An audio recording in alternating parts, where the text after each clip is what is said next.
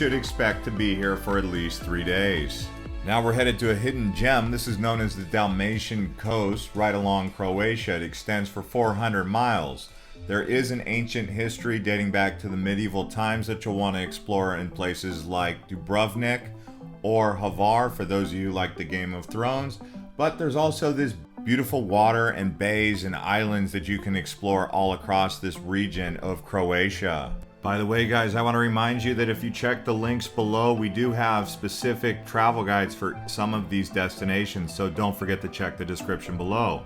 Now we're headed to Colombia, to Guatapé, Peñol. Now this large rock is very interesting because you can actually walk up the sides of the cliff and then get a view of the lake and the surrounding area around Guatapé.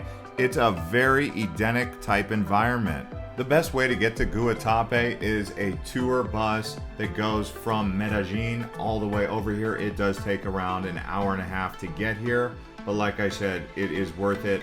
Now we're headed to White Sands, New Mexico. Here you will see this silica type white sand that you can walk across or even sandboard, glide along this beautiful soft sand right out here in the middle of the desert.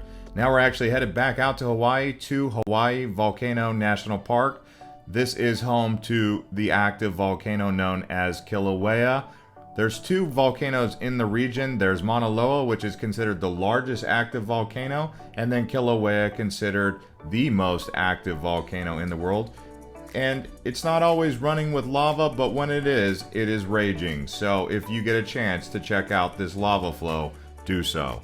There are many hikes that you can do while on this area of the Big Island, so do some research before exploring.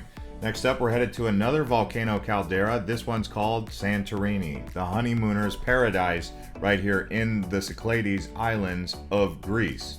Some of the places to explore are going to be Ia, Fera, and Akrotiri. 4 days in Santorini seems to be perfect. Next up, we're headed to Paris, the romantic city, home of the Eiffel Tower.